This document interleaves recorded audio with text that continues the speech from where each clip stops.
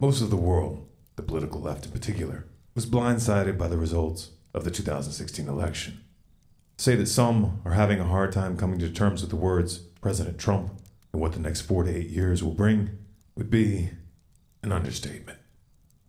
Those who told you that a Trump presidency was impossible were quick to remix the pre-election narratives, framing the Donald as something of a Hitler 2.0 and attempting to position themselves as leaders of a new resistance. Self-reflection still seems to be off the table. On the other end of the spectrum, you have those who took Trump's promises at face value and who actually believe he will make America great again, proclaiming the dawn of a new age of conservatism as the stock market rose to record highs before he actually took office. Let's just cut to the chase. Is Trump going to usher in a new era of prosperity and innovation, or is he going to be the one standing in the center ring when the circus tent comes down?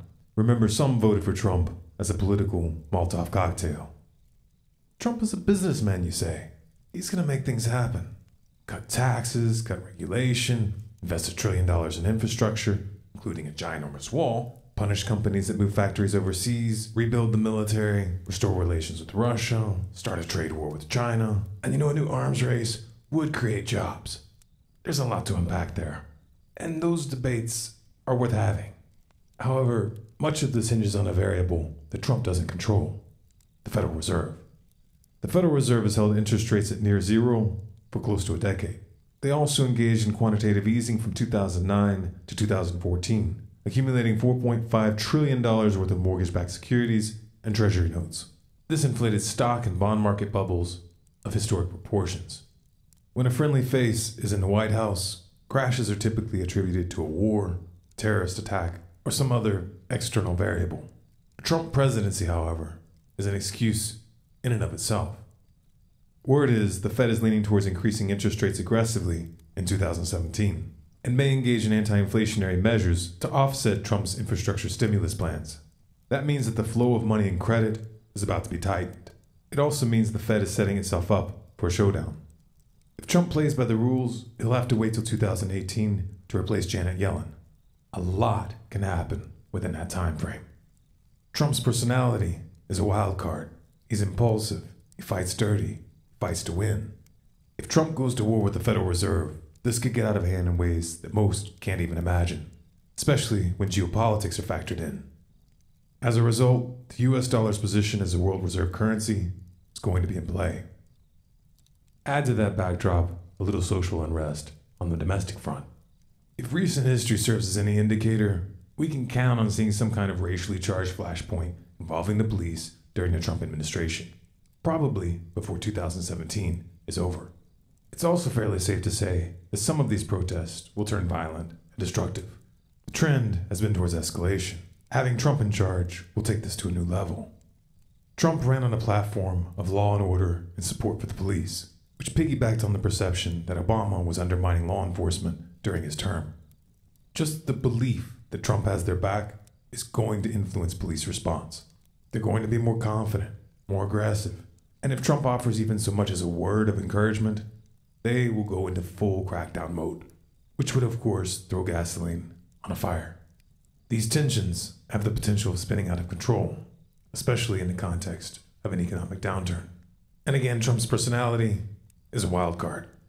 Trump is also about to inherit, thanks to Obama and Bush, the most extensive and technologically advanced surveillance apparatus the world has ever seen. The power to order extrajudicial assassinations anywhere in the world, and a military which has been authorized by the NDAA to detain anyone, anywhere, including U.S. citizens, indefinitely without trial. To top it off, Trump is filling his administration with former generals, some with combat and counterinsurgency experience. He has everything he needs to implement a full-fledged military dictatorship, and the left has no one to blame but themselves. Trump did not, however, start off on a good foot with the alphabet soup agencies. He has an enemy contingent in the deep state which wants to take him down and has the means to do it. Replacing upper management won't be enough to neutralize this threat.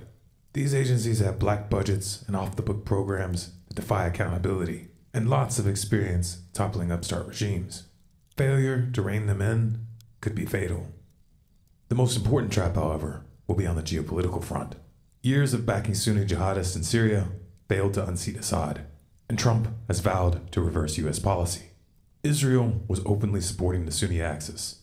They wanted a full frontal regime change in both Syria and Iran for many years, but the Obama administration tied their hands.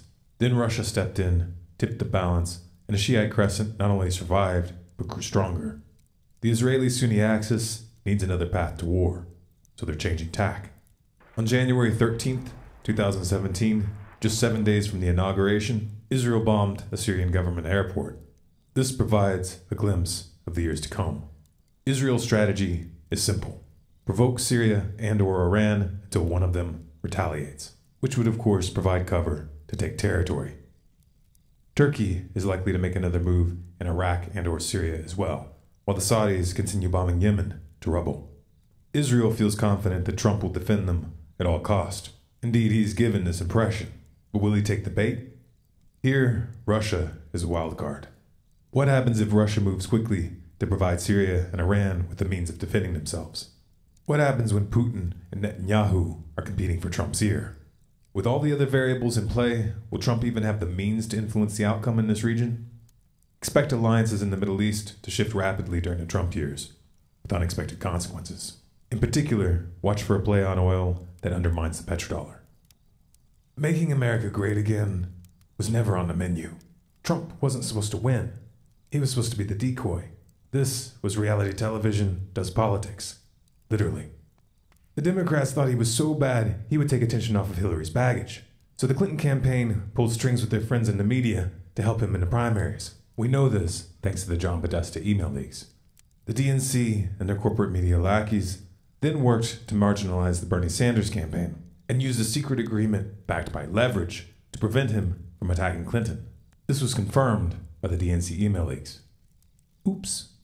You can't unthrow a Molotov cocktail. So get your popcorn and buckle up, or leave the United States if you were planning to. The show is about to begin. This video is Creative Commons. You have permission to download, copy, and distribute it by any means. If you would like to support our work, you can donate at stormcloudsgathering.com/donate. You can find the transcript, sources, and original video at stormcloudsgathering.com at the link below. For more, subscribe to Storm Clouds Gathering on YouTube and follow us on Facebook, Twitter, and Google+.